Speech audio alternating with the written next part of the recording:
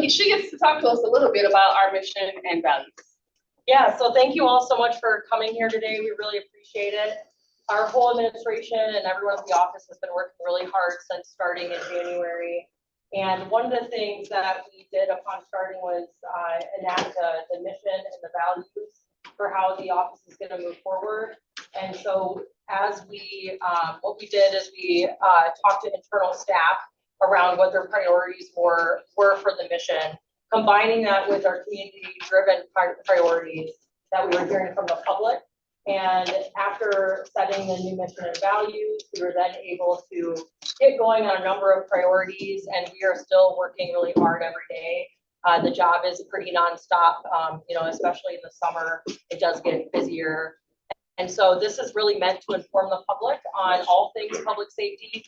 We're going to be talking about our data, what we're seeing with crime at the sheriff's office, as well as some of the initiatives that we are working toward or already doing to help curb some of the crime in our community, as well as just talking a little bit more about how you can all stay safe. Things from the preventative side. We have the under sheriff here, as well as Detective Parvez, who's going to be touching on scams, cybercrime, things like that. We have our emergency services manager, Ben Panette. He hosts all emergency services for the county, so flood warnings, weather alerts, things of that nature. And then Commander Rush is our commander of community engagement. That's where we do a lot of our outreach at the sheriff's office, alongside Roger Roper, who is our WeLive coordinator and is working directly with gun violence survivors, helping to connect them with resources. So thank you so much for coming. I really appreciate you all. Thank you, Sheriff. Well, she brings through the next part that I was going to do, which is to have each individual person introduce themselves. But I appreciate the way that that is going to cut out some of the time, because each of our division heads or program managers has to kind of speak through what they've been working on and provide their updates. And so you don't have to hear from me anymore. We'll hand it off to Under Sheriff Harshberger. We'll pass it on down the line there. And we do have some pre-submitted questions that we'll get to at the very end of the panel today. Good afternoon, everybody. Everybody here today. Thanks for coming. I am the under sheriff, and it's a really quick thing. I've been in law enforcement now for 36 years by way of Ypsilanti, Pittsfield Township. I have been extremely excited. It's an honor to work with this leadership and for Sheriff Dyer. And we have made a ton of progress, as the sheriff has noted, for this year already, and we are continuing to drive forward and do a lot of great things for Washington County Sheriff's Office and our Washington County community. That being said, I report directly to the sheriff. I oversee pretty much all the divisions, including corrections, police services, community engagement, community corrections, emergency services, and innovation. All of them are working hard every day to provide services to our county community. I'm here specifically to talk about police services division and giving an update really kind of on our staffing levels and what we have going on and some of the crime reductions we have for the last 6 months. Just for everyone's knowledge, the police services division is made up of one commander, Commander Gary Lowe, who's standing right back there, and Commander Kurt Chipakasi is the jail commander, the corrections commander, standing next to him. We have in police services 4 lieutenants, one of which is shared with community engagement, 12 sergeants, 75 patrol, detective, and other special assignment personnel. We have 3 deputies currently in PTO, which is our police training officer training program. We have 9 currently in the academy, 2 academies, which is great news. And we are trying to get another 10 deputies in the next academy this fall. So we were working really hard on recruitment. Police services currently serves at 96. We have 96 MCOL certified law enforcement officers and additional support staff. We have 8 substations countywide, including our main station here on our campus. We are sworn actually for 135 full certified deputies. So we are very short at the moment. We've been working really, really hard both at recruitment and retention. As I kind of mentioned before, with some of the numbers that we have going in our academies, we are out every day trying to recruit good members who want to be members of the sheriff's office, who want to serve our community. Our standards have been very high, and the selection process has been tough. But we still look for those who want to be sponsored in an academy, and those also who may want to come as lateral transfers from other departments. Sadly, because of that, we are short-staffed in all of our stations across the county. And it has caused some service delivery issues, but we have been very cooperative in talking with our contract partners on a bi-monthly basis and having great communication on the level of service that we're providing. The deputies are out there every day dedicated to do the best that they can do, providing what service that they can and responding to all calls for service in a timely manner. So our special unit assignments are also involved with co-response unit, which is the team that we utilize with community mental health, as well as a secondary road patrol. And we have some other that are part-time, such as SWAT, USRT, which is our guide team. So we also have DB and evidence technicians and things of that nature that you would normally see at any police services division. Some of the things that you will see when you look at that flyer that the sheriff has, and I think we have some of those handouts somewhere around here today. Hopefully, Haley, where's those handouts at? Back table back there.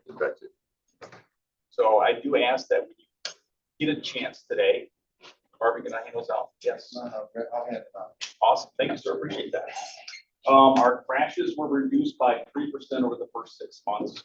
Our traffic stops were reduced by 57% over the first 6 months.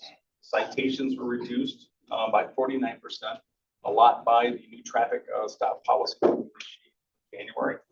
Our arrests were reduced by 22%, and our overall calls for service have been reduced by 12%. So we have seen reductions in a lot of the serious areas that we kind of maintain for trending over the first 6 months of the year. Summertime, as we see every year, and most police departments will tell you the exact same thing, summertime brings increased activity. And we have seen that over the last number of years, and we've seen it again this year. So with some of the violent crime and some of the other juvenile offenses and things of that nature, as we would normally expect, we're seeing an uptick during the summer months. When school typically gets back in session and the temperatures start to get a little bit cooler in the fall, we see that finally getting back to a more normal level. So prevention tips, just so you know that you can kind of continue to help us helping you. It's one of the things that we really ask is we are heavily engaged in neighborhood watch. And we want our deputies engaged in neighborhood watch, in contact with all of our residents.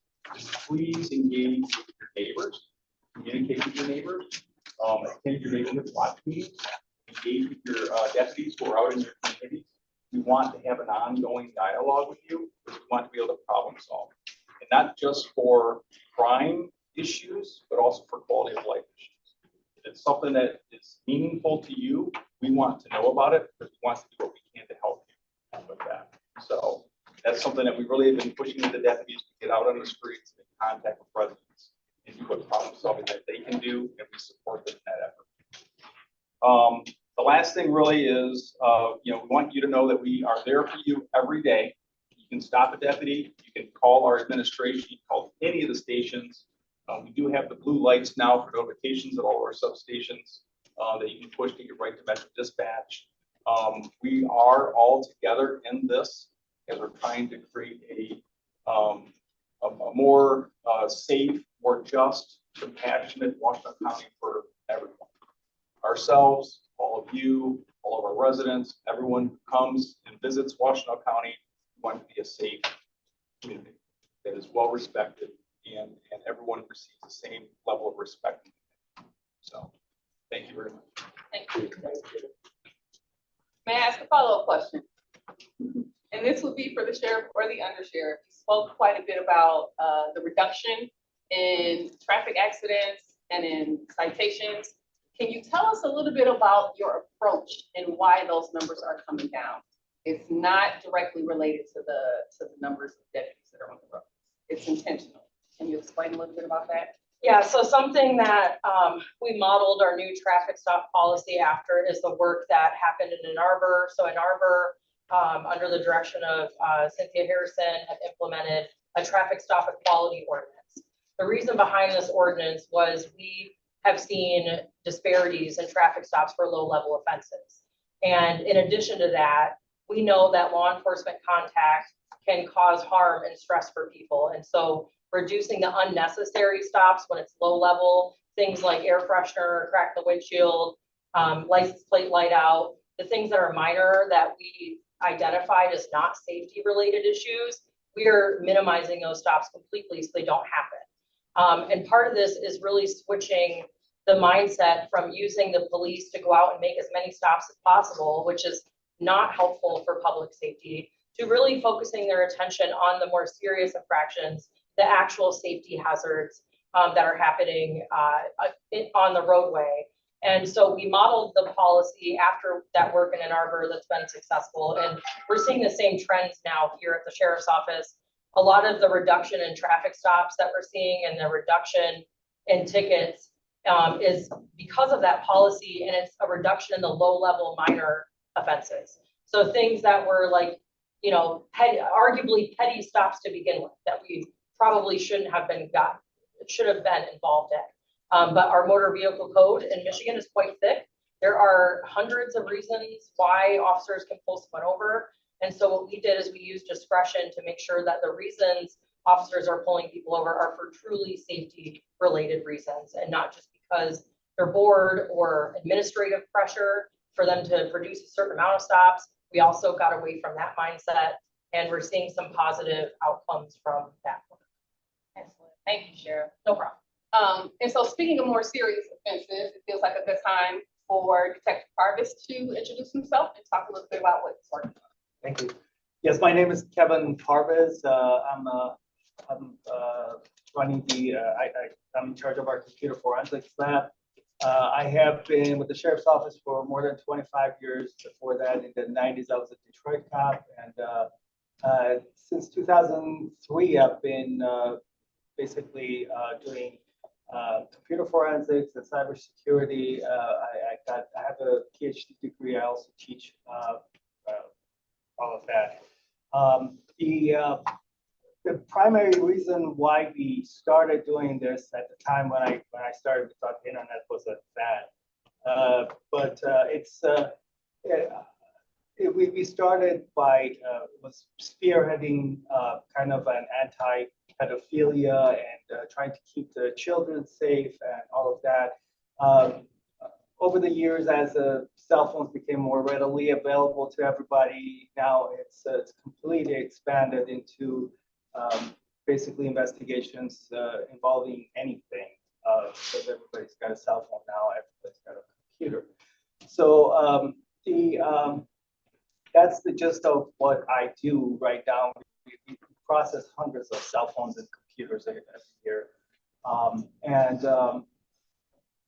Primarily, since we have a limited amount of time, I'm just going to get into it. A couple of things that I see on a daily basis is the fact that you all get phishing email. I'm sure by now everybody knows what that is. Unfortunately, a lot of people still fall for those. So my advice to everybody, people who are watching, is that please, when you get on the internet, when you do anything with a computer, your number one thing is that you have to start from this thing is 100% fraud. You have to start at that level. When you get an email, that's fraudulent. Start from that level and then bring it down. The water is full of sharks. You wouldn't believe. This morning, I got an email from PayPal saying that my account was compromised. We all get that. So just be very careful, especially if you have any footprint on the internet, try to curtail that. Don't put your information out there. There are people out there that actually collect your information to use it against you. This is especially for big businesses. We have a lot of businesses in Washtenaw County that put out the list of their employees. So we get so many cases where all they did was the bad guy did some easy social engineering, went to LinkedIn, found out who the accountant for this company is, and then send them an email, a spoofed email, what we call it's a fake email from a fellow employee that again they found from LinkedIn and said, hey, my bank account has changed, switch it to this bank account. We get that all the time. You have to stop doing that. You have to stop sharing your information on the internet. That's the primary thing. And then you have to teach your children. You have we have to take care of our children. We're the guardians. Of our children. You have to watch for what children are doing on the internet. Those they're a lot more trusting than we are, obviously, and they try not to portray that they are, but they really are very vulnerable. I'm sorry to say that I don't know if you've heard the term sextortion is actually very prevalent now. The bad guy approaches the child, pretends to be an fellow underage kid, and then asks for little by little asks for more and more nudity, and then asks for money. Otherwise, they're going to publish that. That is very, very prevalent nowadays. We get a lot of those unfortunate cases. It's very unfortunate because children do commit suicide over these. So we take that very seriously. And believe me, we catch these people left and right. But then again, the harm has been done, the psychological harm, and all of that. So we have to be very careful. Those are the most important things that I can think of right now. To protect yourselves, again, we have a very short time. I could sit here and talk to you for hours, literally. But just the highlight of it is that both Google and if you're on the Apple ecosystem, they have news. You can actually set up alerts within the news, so you can actually get feeds. And these are, in the olden times, they were called RSS. So right now, you can set up an alert for cyber crimes or cyber security. And then check that every day. That's what I do. When I wake up in the morning, the first 5 minutes of my morning is to see what company got breached, where's my information. Right now, I can tell you that all of our health information is out there, all of us, because pretty much every healthcare company has been breached. So, but you got to know which one. So you can, if you have an account there, you have to actually go in there and change your password, change your username. You have to be vigilant about these things. Unfortunately, if you go buy a car, you have to have a driver's license, but you can get a computer without any kind of license. You have to license yourself. That's all I'm trying to say. And as I said at the start, the water is full of sharks. You got to be very careful. So. And then one more thing, just more relevant to even present day. We at the sheriff's office will never ask you for money.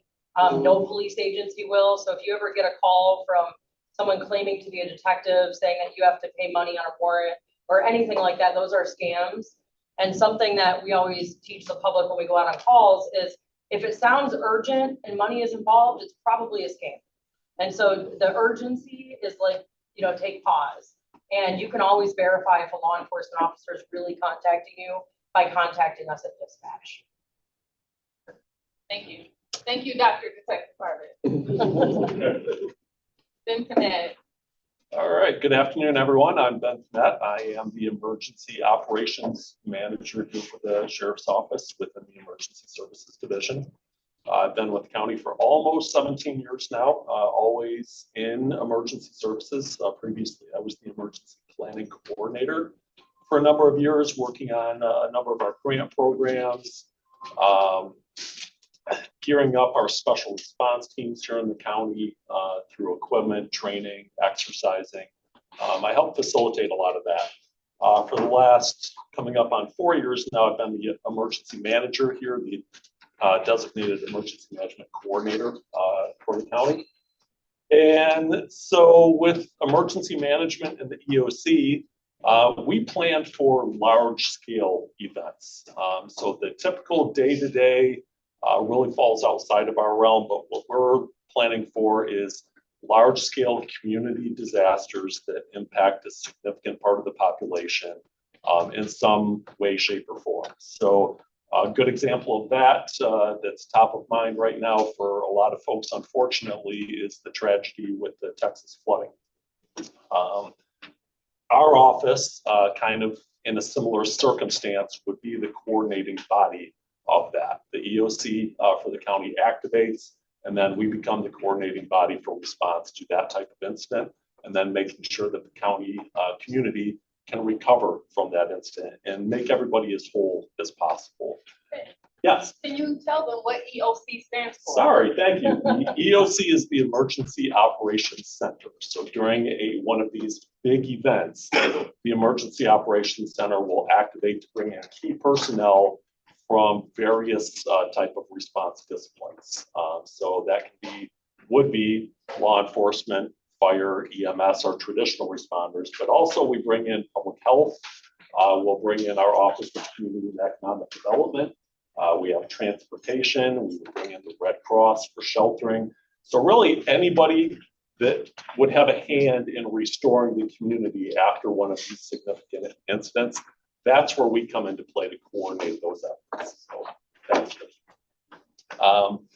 So again, what we're doing in our day-to-day operations is preparing for those type of events, getting the community ready. There's a lot of actions that you folks can take to prepare yourself and your household to respond to incidents like that. Obviously, the response is something we're all familiar with, but the recovery aspect. So when we do have a large community-related emergency, recovery from those type of incidents can take years to get folks' houses rebuilt, to get them economic assistance. So we would be heavily involved in that. And last but certainly not least is mitigation. So mitigation is efforts that we can do to protect ourselves from these emergencies occurring or having a really big impact on the community. So like our emergency alerting systems, our outdoor warning sirens, the iPause setup that we have. iPause is the integrated public alert and warning system that FEMA operates throughout the entire country. We can activate that system here at the local level to inform the community of incidents that affect us and have an immediate impact on us. You need to take protective action for yourself in one of those incidents. So we have the capability of activating that technology through our office. We trigger the outdoor warning sirens, which again, the outdoor warning sirens are meant to work before we're outdoors. Okay, there's something significant going on. It could be weather related. It could maybe not be weather related. It might be a hazardous materials incident. It could be an active assailant incident. There's a number of things that those sirens mean. So when you hear a siren, it just means go inside, look for more information. Inside gives you shelter, protecting yourself from the elements and whatever might be going on outside. So turn on your TV, turn on your radio. Those are the first things that we recommend. Going to locally WEMU 89.1 and WWW 102.9, our local stations that are going to broadcast that urgent message that you need. Get on your phone. Social media can be a good opportunity to look to see more information if you're looking for updates. So there's weather radio as well. Weather radio is integrated into that iPause system. So weather radio we know is there for weather-related emergencies, tornadoes, severe thunderstorms.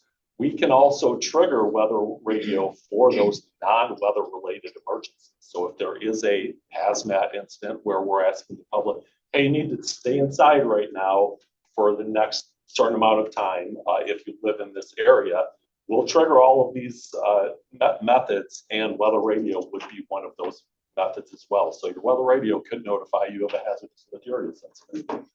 So those are examples of messages that we're going to push out to you automatically. Unless you actually go in on your phone and turn off the wireless emergency alert function of your phone, you're going to get these messages when they're really significant, they're critical. We need you to take action right now. The other platform that we have is Everbridge. So our Everbridge system is an opt-in platform where you can go and sign up to receive different types of alerts and messaging that we send out through the county. That could be community related messages that are not urgent, but detailing something like the commander will get to here shortly if we're sending out information, seeking information from the public. We can send those out via email on Everbridge, soliciting feedback. We also push out notification of upcoming events. But then we escalate things. Our next step up is a public advisory. We're not only going to send you email about this, but we're going to send you a text message about it as well. That might be something like a boil water advisory, or something that you need to be notified of. And then lastly is the community alerts, the emergency alerts, where something is very significant going on within the area and you need to take immediate protective action. So those are really the three methods that we utilize most often in alerting the community to these emergencies that might require your action. What do those mean? So you'll see a lot of like watch, advisory, warning. I think we're all kind of familiar with getting those kind of messages most often from the Weather Service. A watch just means conditions are right for whatever the incident might be. So it could be a tornado watch, a severe thunderstorm watch. That just means there's nothing going on right now, but the atmospheric conditions are such that something might develop fairly rapidly. An advisory just means we want to tell you about something. It's not, it doesn't have a safety impact. It's just a convenience matter. Like a wind advisory just means, yeah, you might have some trash cans blowing around, things like that, but it's not a safety issue. When we start escalating safety issues is when we start issuing warnings. So the watch means conditions are favorable. Advisory means, yeah, you're going to have some minor impacts here. A warning means you could have major impacts. We need you to take this very seriously. So some of the things that we're working on right now this year in enhancing some of these efforts is preparing through additional planning. We're developing additional enhancements to our response plans for flooding, for hazardous materials incidents, for some of these widespread power outages, unfortunately, that have been happening all too often in recent years. And then continuing our terrorism preparedness, so weapons of mass destruction, active assailant, things of that nature. We're always kind of furthering those planning efforts with our community partners and our partners throughout the response community. And lastly, exercises. So exercises are a great way for us to put those plans into action and test them in an environment that's not a real thing. So we're developing several exercises this year. We always have an annual disaster exercise where we bring in all of those Emergency Operations Center officials to the table where they can sit down and work through an incident in real time, but in a controlled environment. And then we're also doing a communications related exercise for our dispatch centers to make sure our communications plans are really as robust as they could possibly be. So as far as our activity level this year, activities pretty much on par, maybe a little bit more active than we have been in years past. So far, year to date, we've had 7 activations of that Emergency Operations Center. Granted, that's not all staff coming in, that's just partially activating with some staff for incident specific type of events. And most of those have been weather related so far this year. We've had 49 different incidents where situational awareness was required, where we actually had to go in, look at what was happening. Do we have to issue any public alerts? And on 50 plus occasions so far, we have issued public alerts. So we can issue more than one alert in one incident. So that's why we've had 49 incidents that we've evaluated with over 50 alerts. So some of those weather warnings can have multiple alerts within one incident. We see that frequently. So that's kind of an overview of the emergency management perspective. My counterpart, Lee Hathaway, is our dispatch operations manager. Unfortunately, she's not able to be here today. But our Metro Dispatch Center is the primary public safety dispatch center within the county. We dispatch all law enforcement agencies. That's 11 agencies total, with exception of Chelsea and the colleges and universities. We don't dispatch for them. But Metro Dispatch does handle over 1,000 calls per day on average. And again, they're kind of our lifeline for coordinating emergency and non-emergency public safety response here throughout the county. So with that, happy to answer any questions or turn it over. Thank you, Ben. I really appreciate that you're here because so much of the work that you do impacts us, but we never see your face. So if Yes. you never see Ben again, know that Ben is working in the background to make sure that we are aware and that we're well prepared for emergency situations. I appreciate that. If you never see me again, that's a good sign. Thank you. And now we come to Commander Eugene Rush from Community Engagement. Good afternoon, everybody. Good afternoon. Y'all gonna have to talk to me because I respond by the audience feedback. So good afternoon. My name is Eugene Rush. I am a commander here with the Washington County Sheriff's Office. This is my 39th year in law enforcement. Congrats. Yeah, I could have been charged long. But I do it because I love it. I do it because of community. And that's what community engagement is all about. The what? It's about law enforcement getting out into our communities, making it safer, making it better, being more professional, and doing it at a high level. Why? Traditional policing has not worked. We've seen that over decades, that traditional policing has not worked. So we've moved to a community-driven policing where we get out and we listen to neighborhood watch groups. We listen to our community partners on what the specific problems are in these communities. And then we address our resources to address those problems. We can't tell you what your problems are, you tell us. And that's how we engage with our community. How do we do that? We do that by being vocal. We do that by being out in the community. We do that by asking questions. What makes your community better? What makes your community safer? What brings all of us together as one people? Being in Washington County for the last 40 years has been a true blessing. But I have seen so many things happen in this community. Only because we're not communicating. Only because people are not talking to one another. Only because there are multiple agendas out there and people will come hurt you, harm you for no reason at all. So that's where community engagement comes in and we start to make an impact. And how do we make that impact? Programs and programming. There are a lot of programs that we have here at the Sheriff's Office through community engagement. We have a new program that we started since January 1st called Chance. It's just a community conversation that helps and navigates challenging and conflicting encounters. Everybody gets a little nervous when they get stopped by the police.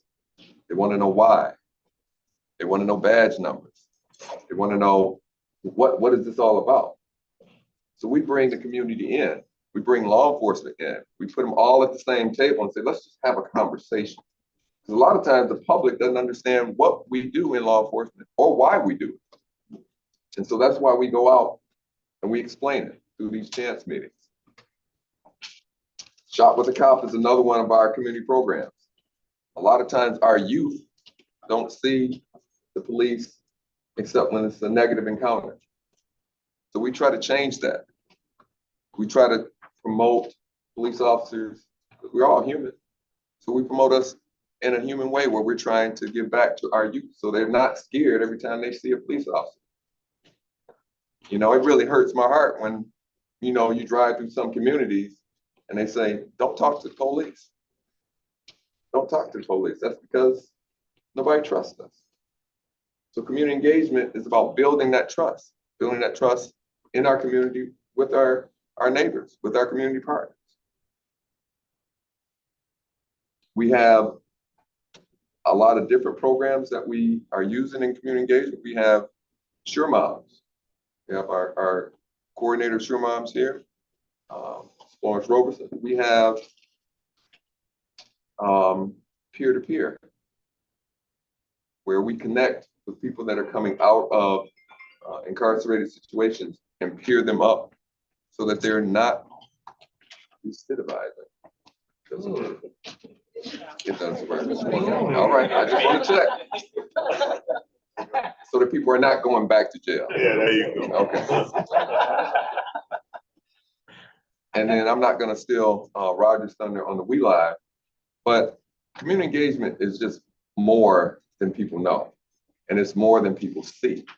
You know, they see the badge, they see the uniform, but they don't see the work that goes on behind that through community engagement. And so that's where we come out to make our communities safer, make our communities more informed, and make our communities better together. Scams. Like Ben was talking about, we have the Everbridge communication system. I used it today because there were people that would call you and say, hey, I'm a relative, I'm your aunt, I'm your niece, I'm your son, and I'm stranded. Can you send me $500 worth of gift cards? And most people, you know, I get nervous and be like, oh my God, my grandson is in trouble. I got to send these gift cards.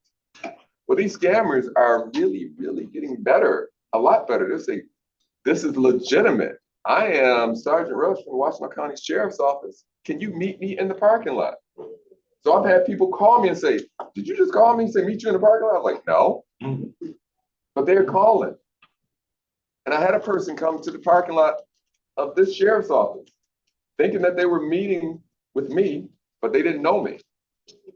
So they met with somebody that said that they were me and gave them a large amount of money. The scam is real. So what I say is, if you don't know the person, because Washington County Sheriff's Office or no other law enforcement agency is going to call you and say, hey, give us money. Give us money or we're going to put you in jail. With AI, they're also using voices of the relative. So you think that you know. Absolutely. It isn't. And they're all scams.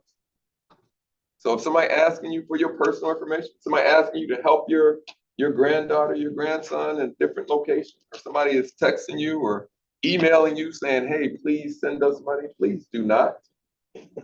Please do not. It is a scam. We do active shooter training.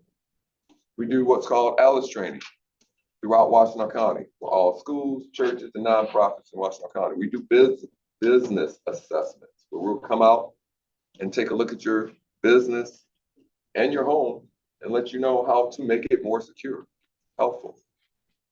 And last but not least, we tried to do something with violence. Community violence is a real thing. We are fortunate enough to have come down in our numbers since 2020 in terms of community violence, but it's still happening. We're still having people get shot, people get hurt through violent crime. And we are working with our community partners to make this better, to get out there and stop the next shooting or stop the next violent incident from occurring. And we do that through one of our programs called We Live. And again, I'm not going to steal Roger's thunder. That's where we go meet people where they are at the time that they have been traumatized or victimized. And we change the thought process so that when they get out of the hospital or they get well or better, that they're not going out to get retaliation or seek any other retribution that's going to just continue the cycle. And we try to do it all every day. It is a full-time job. Trust and believe. So with that, I'm going to turn it over for Yeah, I have a question about enough to recover. Sure moms, is that movie night in the jails? The moms and the kids? no. No, so that was something we did on the correction side, Okay. where we set up an event so mothers incarcerated could be with their children. Yeah. Shore moms, though, Florence is here, who's our Shore Moms coordinator. It's Sisters United, Resilient, Empowered, and they bring together women in our community, some that have suffered a lot of trauma from having a child involved in the legal system or a child harmed due to gun violence, and build and empower them to be their best selves, to go out and be leaders in the community. And it's just been doing phenomenal work for years. I've got a follow-up question for Commander Rush, because it's about kind of the way that you do the work in CE. Can you talk to us a little bit about the team that you compiled or the team that you inherited and then built on? So we do things a little bit different in CE. We work directly with our community partners. The state has entrusted us with resources and funds to help us give it out to everybody within the community. And we work with these community groups 24/7. We will be out there working with our community groups. We are one of the few law enforcement agencies in the state of Michigan, not less the country, that does it this way. And by putting everybody at the same table, communicating the same language, we are making a difference, especially when it comes to community violence intervention. You're welcome. I feel like that was a good lead in for Roger Roper to talk about the work that he does with We Live.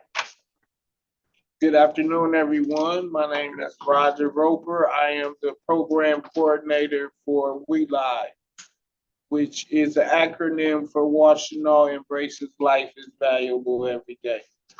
I have a small statement here.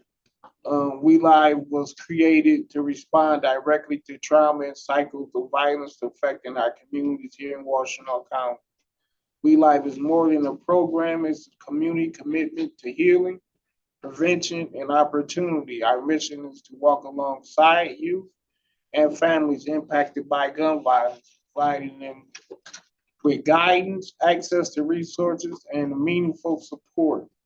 We center our work on the belief that every life has value and that community healing must be rooted in trust, consistency, and care. Through one-on-one guidance, crisis response, and coordinated service referrals, We Live helps individuals move from surviving to thriving. Our credible messengers, many of whom have lived experience, offer guidance, hope, and helping clients set goals, reconnect with education, employment, and reduce their risk of future harm. With partners across local government, law enforcement, schools, and grassroots organizations, We Live is building a new model for public safety focused not just on intervention, but prevention and long-term change. We're here to ensure that people most impacted by violence are also the people most supported in building a future beyond it. We Live I've been working here with We Live since 2021. I have seen the violence go down. Unfortunately, every summer we see a lot of violence, including the beginning of this summer. We have had at least 78 clients in We Live so far, and unfortunately, we lost one to gun violence, and only 3 have been rearrested since then. Off the top of my head, I think it's almost 85% of our clients complete their first goals. We work with them as far as we help them get jobs, we go through the trauma, we help them with therapy. There's also resources for clients who feel unsafe and need to be housed. We help them with that as far as putting them in a hotel, or sometimes we even help them with first month's rent and security deposit. We also, I have a couple of updates about what's going on, what we've done so far. We meet like Russ was saying, we meet our clients where they are, and recently we have been able to enjoy using 141 eCourse. It's a resource center for community violence where we can meet our clients there, since it seems a lot more difficult for our clients to come here to the police station to see us. We see a lot more of our clients there, which they seem to be more comfortable with going. And this place is open to anybody who's dealing in the CVI space. It's not just for We Live. As well as right after the election, there was a mix-up with communication and we weren't able to be in the hospitals. Now we are back in the hospitals and we are fully a hybrid program where we are community-based as well as hospital-based. So I do go to the hospitals to see someone who has been shot or in some type of violent incident. We build some type of trust and some type of relationship.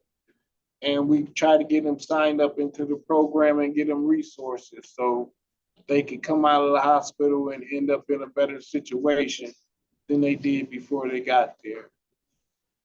As well as, we're having a back to school event. And I'm proud of that because this will be my first back to school event. It would be August 23rd from 11 to 3 p.m. and everybody is invited. Thank you. Thank you. So what I was trying to get Commander Rush to point to is that community engagement is unique in that they employ and work directly with folks who have lived experience in community. And I think Roger is an excellent example of it takes the folks who have the lived experience and expertise, and that lived experience is valuable. It absolutely, like I can't go.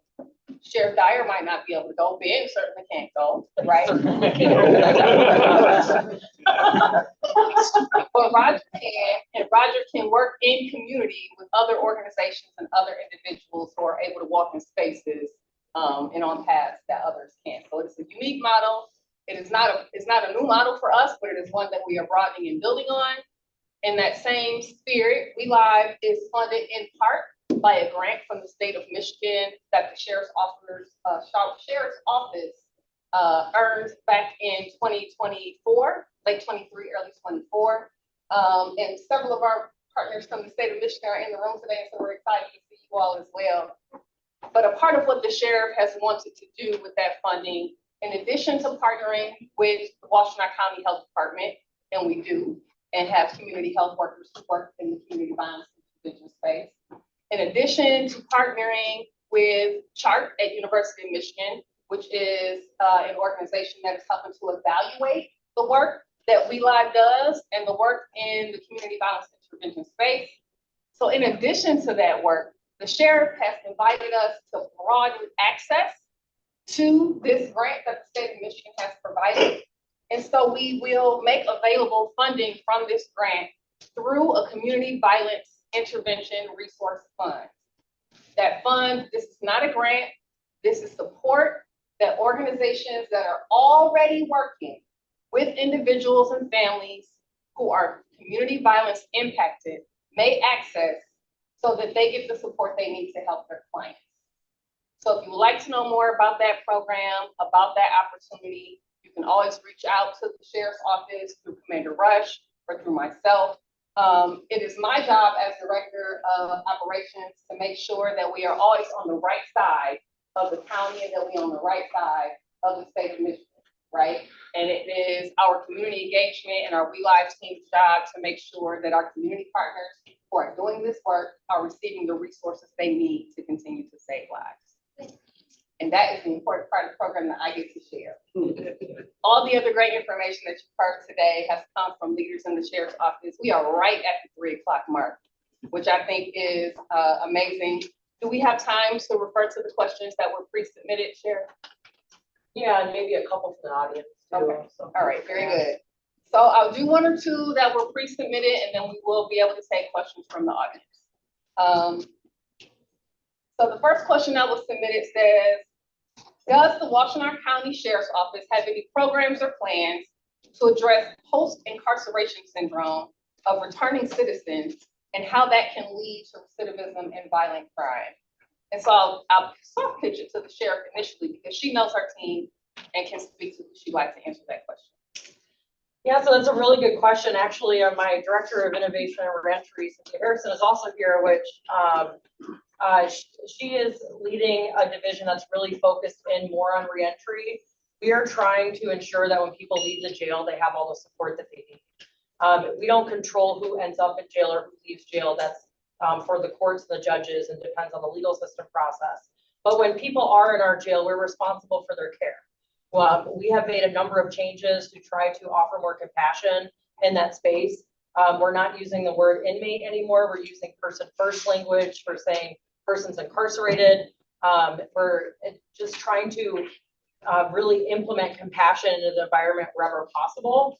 9 out of 10 people that enter our jail in Washington County are pre-trial and end up back in our community. And so reentry work is really, really important. And so we have reentry case managers that work in the jail, but then as well as we are working more closely with peer support specialists and community partners. So people that have experience being incarcerated can help address some of the concerns that people that have also been incarcerated leaving our jail might experience.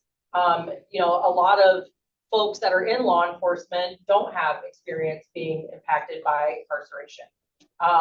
And while we try to change that and bring more people in that have that lived experience, we also recognize the community has a lot of you know, expertise in this arena that we're trying to make sure that we connect. We also are working on making reentry more ingrained into anytime somebody enters our jail. We have a lot of jail programs and educational opportunities and things when people are there longer term, but there are some people that come to jail for a day or two, then leave again. And so really trying to figure out rapid reentry, housing stability, things like that, being really important as well. And so that's sort of a long-winded way. And Cynthia, do you have anything you want to add? You know, I was just saying to Commander Schiff here that you answered that perfectly.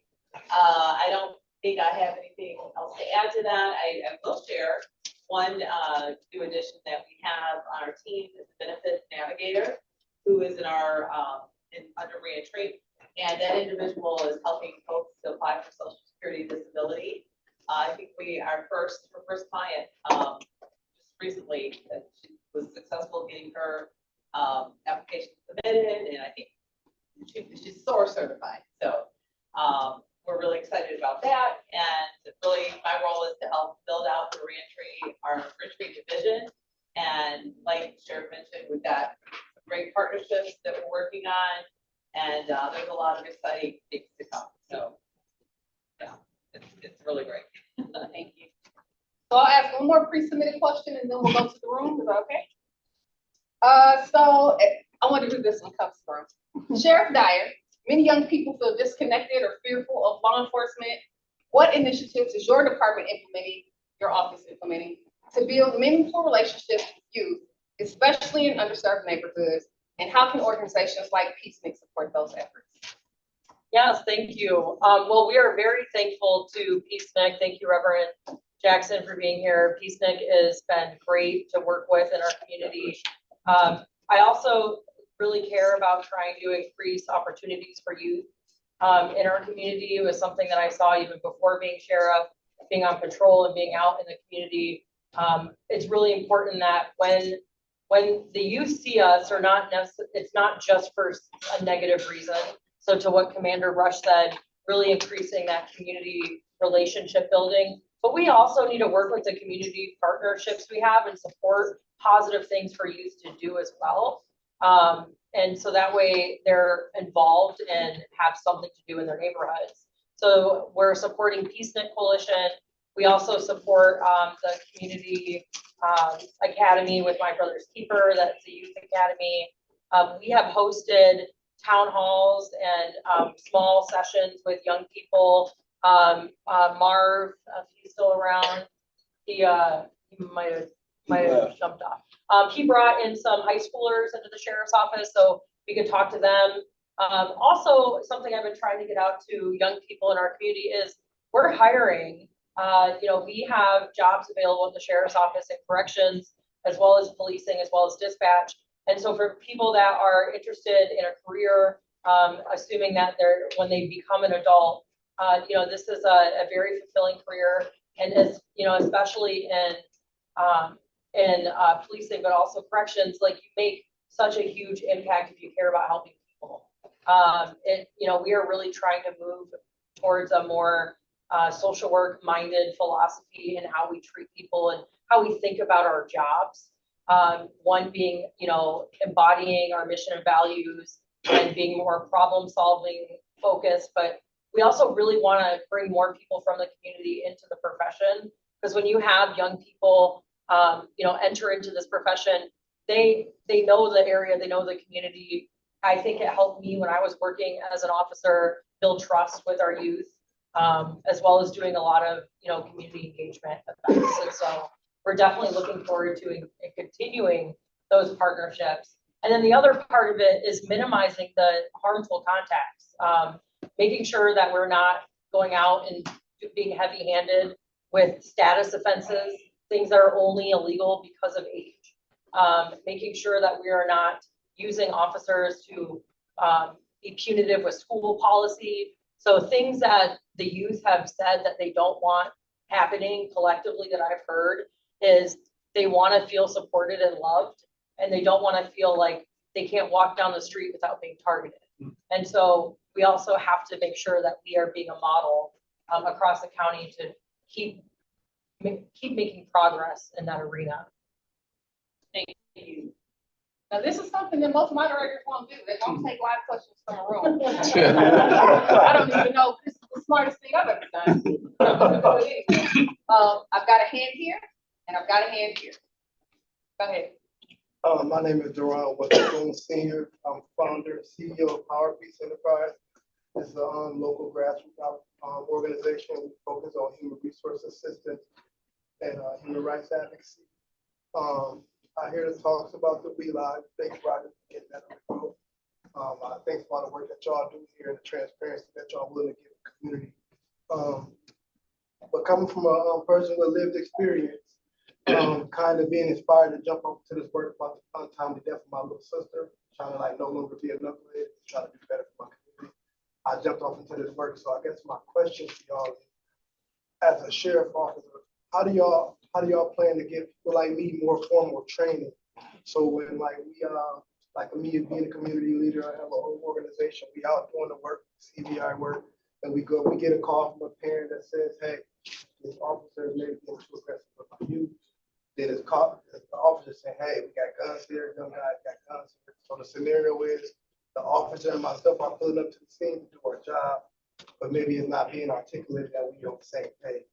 So how do we get more training for people like me that's more so rough around the edges but have a pure heart intention to, ratify this community? You guys offer training for that or funding for that? So I want to say that's something we could absolutely offer. I'm going to like volunteer Commander Rush. With our CBI, the idea of the CBI resource fund, it is to ensure that we are bringing in the orgs, boots on the ground that are doing the work. Supreme Felons, you all are out there doing a lot of really great work, your organization. And so I would say this area on eCourse, would be a great space for CBI partners to all meet and talk through, training. I know the state does a bunch of training. There's also really good conferences that I know some of the CBI partners have been to. And so I would say definitely get plugged in to the work that we're doing at the sheriff's office, as well as what the other community partners are doing. And we would definitely be happy to support training and things of that nature that are that meet the eligibility criteria of the grant that we got awarded from the state, because we really want to help build up more organizations, especially younger youth-led. It's really important. And so I definitely, I want to say that we definitely support the work. You also bring up a good point. We need to do better with the law enforcement training. Not all officers understand what CBI work is. It's a new way of thinking for law enforcement. And we have talked a lot about it internally, and we always want to do better at that, making sure officers understand when they come across people doing CBI work in the community, that they're there trying to help and they have a role. They're not there to, mess up an investigation. They don't get involved in the investigation. They're there to make sure people are safe and can be cared for. And so I think that the CBI networks and you as well could help bridge that gap. And so we are ensuring officers understand, who you are and what work you're doing as well out in the community. I just want to know, because I want to digress on this platform. Because there's people, I am on the CBI table, I do work with the community around here with the officers here. I don't mind taking a public scrutiny for that. But what if there's people like other people in my organization that still have fully transitioned, but they are doing the work 24/7. So what can we do as people that does in the CVI platform to universally identify with each other?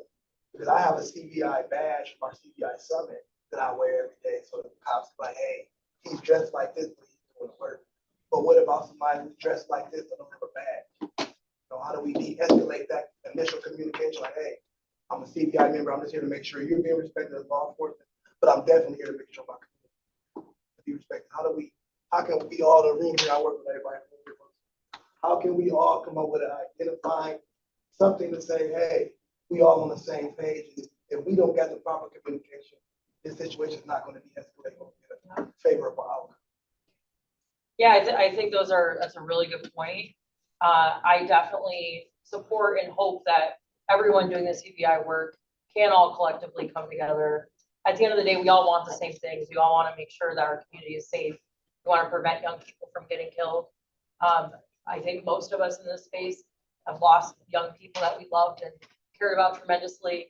And so I'm looking forward to that. And I think we're going to be able to come together, and I'm happy to support anything on that topic. And you bring up a good point with uniforms, having some sort of shirt or ID or something, because that helps us as well when we're, out on the, well, really not us, but our deputies.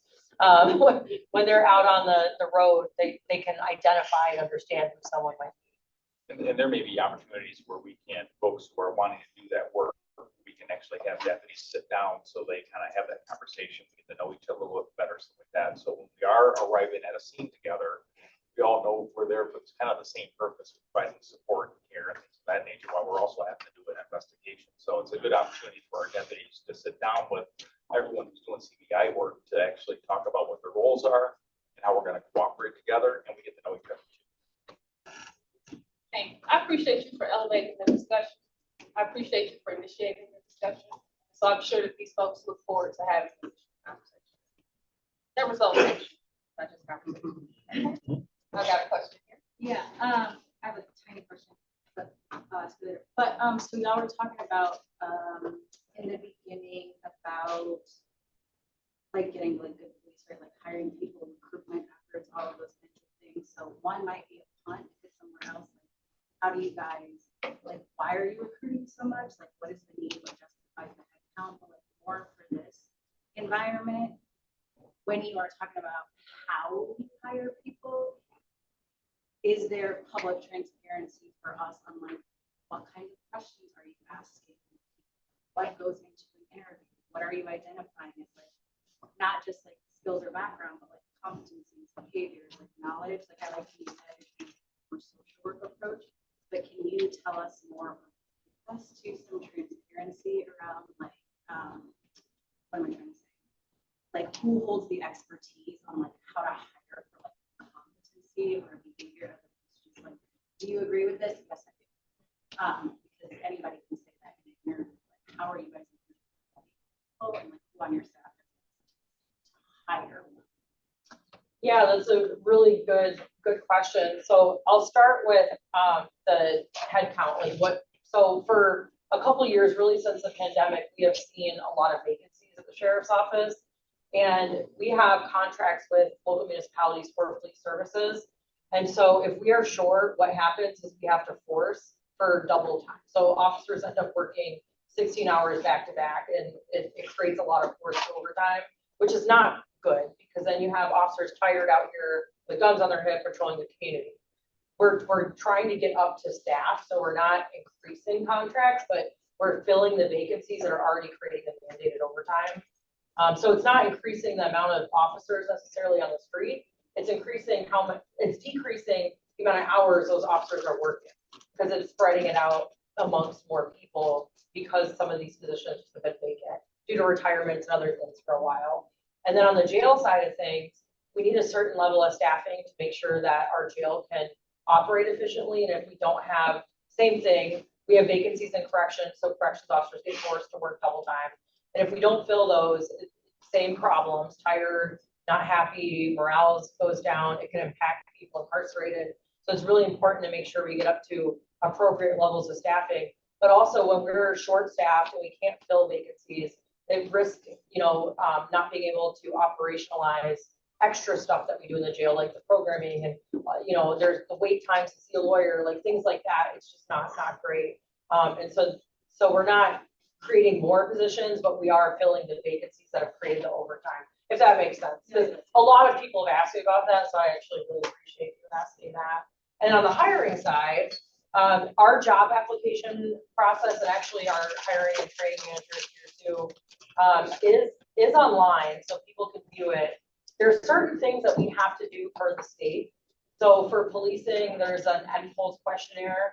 It's the Michigan Commission on Law Enforcement Standards, and they set the training standards as well. So there's NPOLS standards at the state level that we have to abide by. All law enforcement has to abide by, and so that's a very in-depth questionnaire that we ask of people.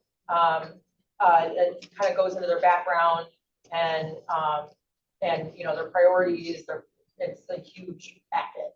It's actually one of the more stressful part about applying because it's so long. I had to do one. It sucks.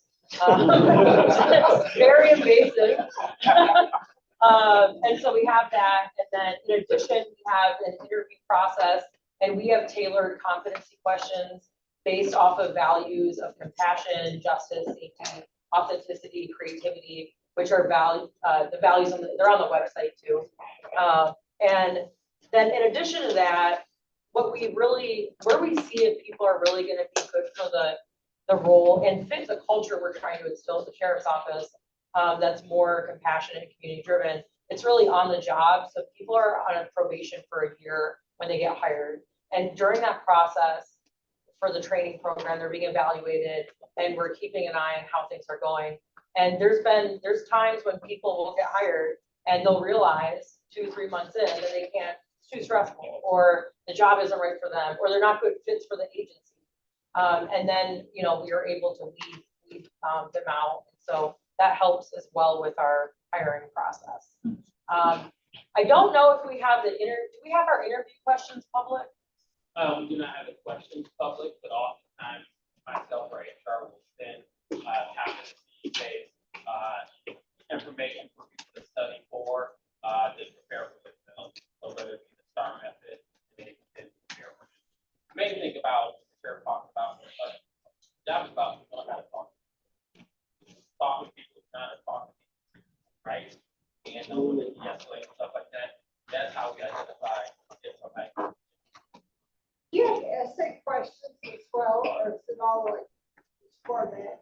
It's all competency based. Okay, so there's And it's based off your experience. So we look at, we want you to give us examples of, tell us about a time you dealt with a customer.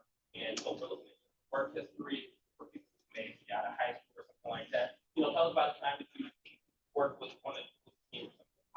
so they do have essays.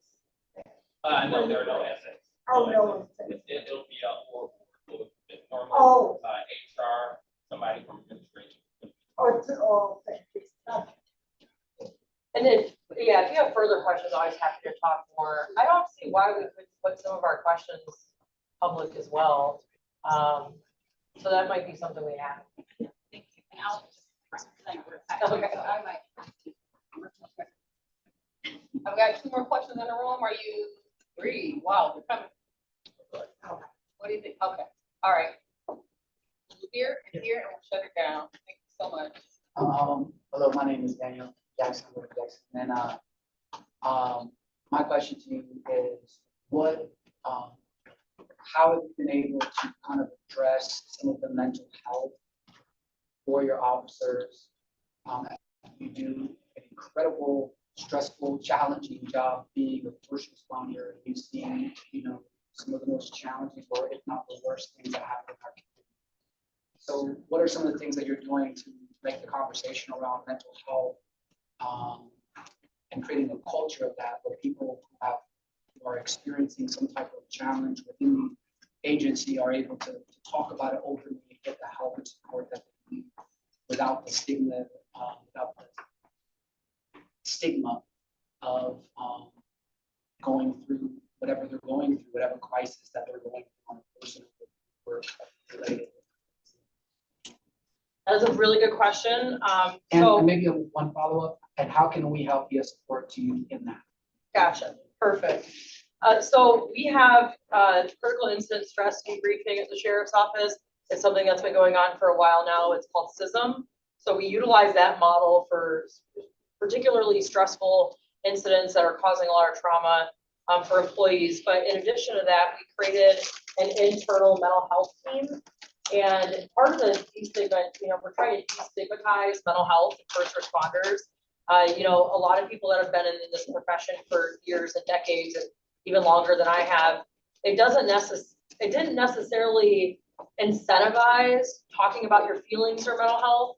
We get really good at having to like toughen up and just go forth, and it wears you down, and a lot of PTSD in law enforcement, and we definitely understand it's really important at the sheriff's office, especially my former role being a social worker.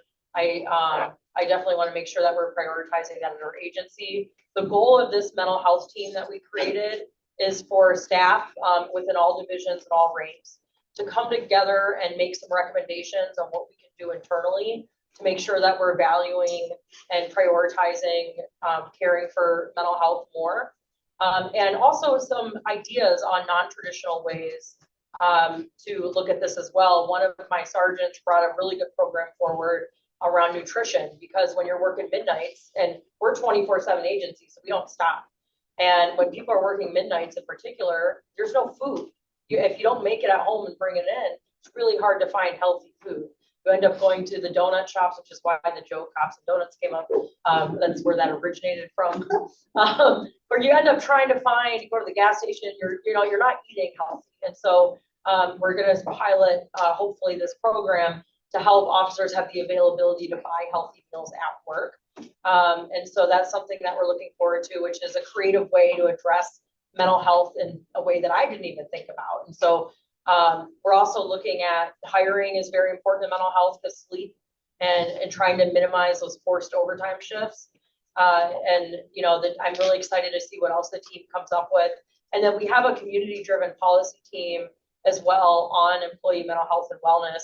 So the idea is to make sure that the internal team is also staying up to date with what's going on with the community-driven teams, to make sure that if there's ideas the community might have, they can work together. And then another example of a great community partnership is the therapy dog program. So we brought in Bree the therapy dog as a community program, and they were able to hang out with staff. And there's been a lot of research that's shown like connection with animals that can help like lower stress levels. And so that was a program that we brought in, and it was because of the community brought it to us. And so we're always looking for good ideas and ways that we can help support our staff. And so if people do have suggestions or ideas, I would definitely say sign up for one of our teams to get plugged in. But also you can always contact us as well. Thank you. This will be, I've got Jordan, but I've already promised this question here. Yes, sir. Hi, my name is Byron P. And I'm a citizen of this county here. And I'd like to thank everybody for your work in law enforcement. For many years, I've heard a wide variety of experience. And one thing that I really love today is that it gave me a better perspective of what the sheriff's department in Washington County does. And I identify myself as a community activist. However, I don't like wear this hat in terms of like I'm the person to come to.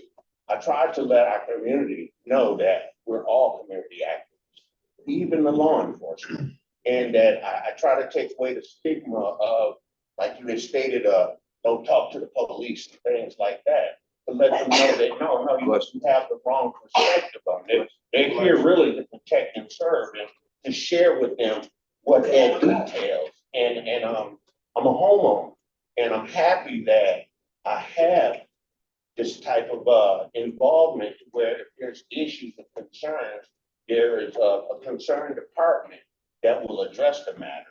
So what I try to do is I try to bridge from the community and the sheriff's department to like bring us together in terms of, and the way to do that is that you have to obtain information.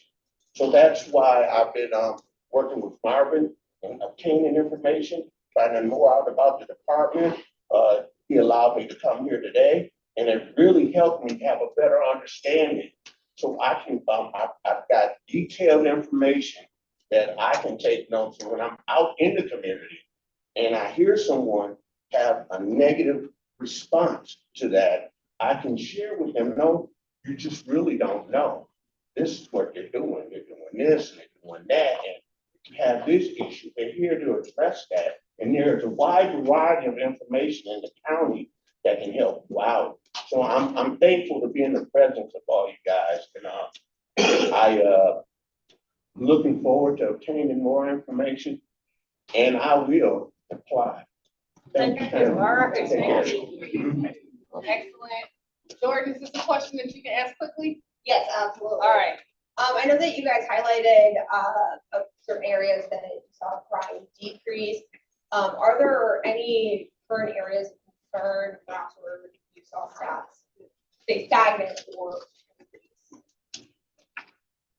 So in looking at our data, it looks like most of the crimes is on the decline, but some of them more slightly than others. And also particularly with firearms and homicide, we want to get those numbers down to 0. And, getting there as a community is going to be a collective effort. So even one person killed in our community is one person too much. And so I will say that, gun violence is always a concern to me. The other thing that I've been monitoring, not on the crime side, but on just the amount of calls that we're receiving for help and resources. I'm really, the need to invest in mental health opportunities and substance use treatment is huge in this county. And we do a lot, and we're gonna always have to do more, because that's where I also see a huge need that's not criminal, but because we are 24/7, we end up responding to these calls, and it's heartbreaking. We carry naloxone on us for overdoses, and there's not a person in this room that probably hasn't been impacted by opiates and the epidemic, and so that's definitely an area of importance to us as well. Well, thank you all so much for joining us this Friday afternoon. Enjoy the cooler weather that we've had earlier this week. Yes. Be encouraged to reach out if you ever have questions, concerns, comments, or ideas. Thank you. Thank you.